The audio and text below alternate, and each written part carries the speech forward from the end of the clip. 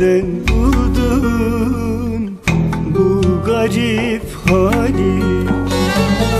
Nasıl kaldırırsın bunca vebali? Gönül nereden buldun bu garip hali? Nasıl kaldırırsın bunca vebali?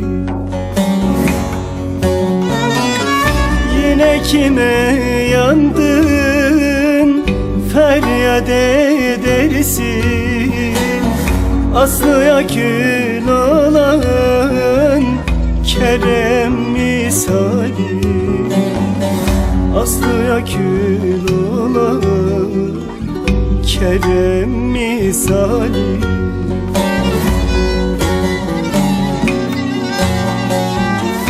Aman aman gönül, divane gönül, aşık olmak sana bahane gönül. Sen sev dedin ben de sevdim ey gönül. Ne istersin benden daha ne gönül? Ne istersin benden daha ne gönül?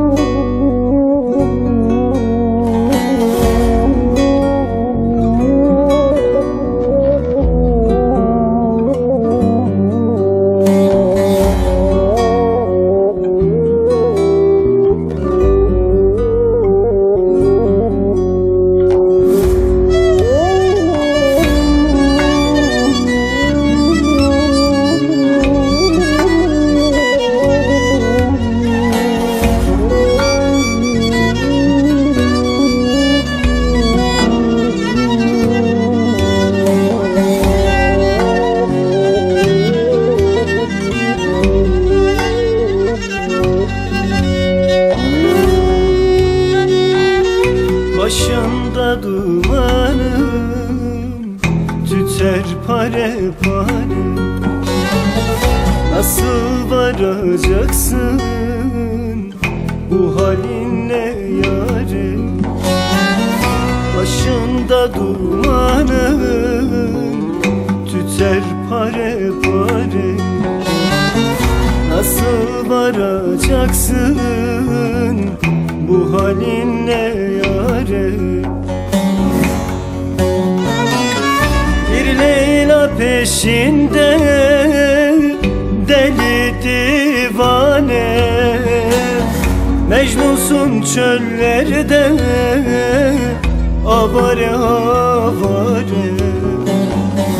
Mecnunsun çöllerde avare avare.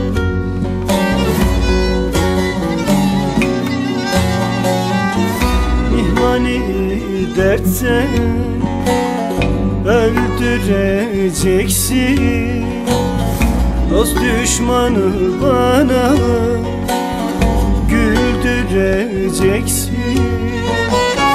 Ferhat gibi şirin delisi oldum, bir dağda bana deldireceksin.